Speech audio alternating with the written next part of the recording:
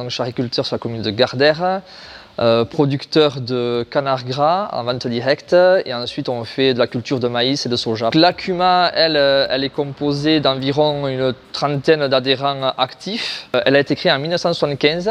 À la base pour faire de l'ensilage de maïs et d'herbes pour les vaches laitières. L'évolution de l'agriculture a fait que les différentes crises laitières et les crises agricoles ont fait que les exploitations ont évolué.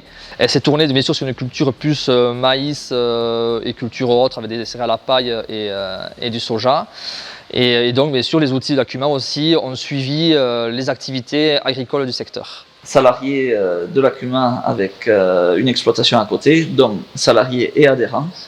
Moi, c'est une vingtaine d'hectares, tout en culture céréales. Après, au niveau de la CUMA, je gère le matériel, l'entretien, plus la conduite en tant que chauffeur. Voilà, l'organisation aussi des plannings du matériel. C'est un service qui a été mis en place en 2015. À la suite de demandes de plusieurs adhérents. La bineuse a été achetée à 25 000 € hors taxe, avec une subvention à 40% du FEADER et de la région. Cet outil fait environ une centaine d'hectares par an de surface, sur essentiellement du maïs. On a un semoir 8 rangs donc, avec tracteur chauffeur pour tout ce qui est semis de maïs. Et derrière, on a tous les outils du sol qui vont avec, donc on part de la charrue bien sûr, tout ce qui est préparation du sol, puis après donc, tout ce qui est binage, qui permet de faire évoluer la culture jusqu'à la récolte. L'évolution qu'il y a eu, c'est qu'au départ on faisait semis classique.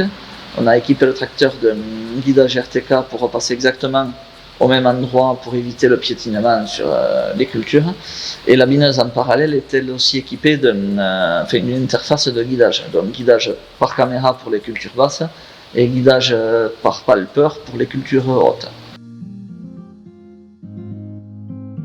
Après, c'est vrai que les contraintes qu'on a et qu'on voit cette année, il pleut, donc le binage c'est compliqué et c'est vraiment ce qui ralentit le travail, quoi. On va dire la météo nous ralentit ou nous modifie complètement l'activité. Ici on est sur un plateau, on est quand même à 400 mètres d'altitude, c'est pas très haut, mais on a de la pluie qui arrive souvent de l'ouest ou des Pyrénées. On est entre Tarbes et Pau et on a le côté montagne et le côté océan qui arrive directement sur le plateau de Gers. Il y a beaucoup d'adhérents qui vont aller chercher la haute valeur environnementale. Et pour aller chercher ça, forcément, il faut éviter le chimique, donc il faut passer sur du mécanique obligatoire.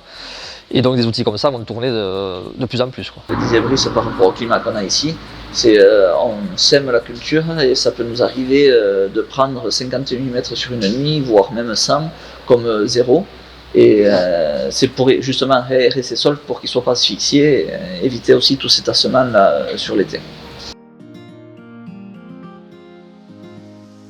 Et l'évolution serait de passer sur une bineuse qui pourrait faire et du 6 rangs, qui est la majorité des semoirs qu'on a ici autour, et du 8 rangs, de manière à ce que l'adhérent puisse atteler à son tracteur la bineuse, partir faire sa culture en 6 rangs, comme en 8 rangs, n'importe, mais que ce soit beaucoup plus polyvalent.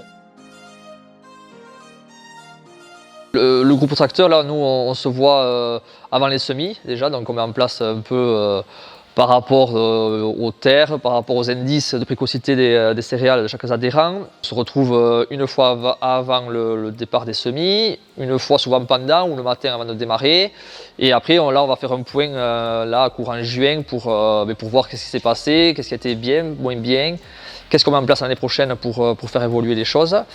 Cette année, ce qu'on a mis en place, on a 2 adhérents du groupe tracteur qui s'occupent justement de faire ces plannings-là. Et ils sont en lien avec Romain tous les jours pour dire là tu es chez un tel, quand tu as fini tu vas chez un autre adhérent. Voilà. Ce qui permet d'avoir de la fluidité et que Romain n'ait pas la pression dessus. Le but aussi du groupe tracteur, c'est d'accompagner l'adhérent, de l'aider, de manière à ce que les travaux soient réalisés en temps et en heure et surtout sur les périodes voulues.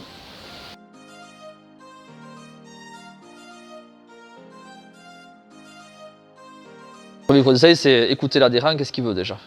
Et en fonction de ça, mettre en place l'outil qui va le plus possible regrouper le maximum d'adhérents et de surfaces, pour essayer de satisfaire un maximum de personnes. Le but de la CUMA, c'est quand même d'entendre ce que veulent les adhérents et d'adapter les outils à la volonté de tous.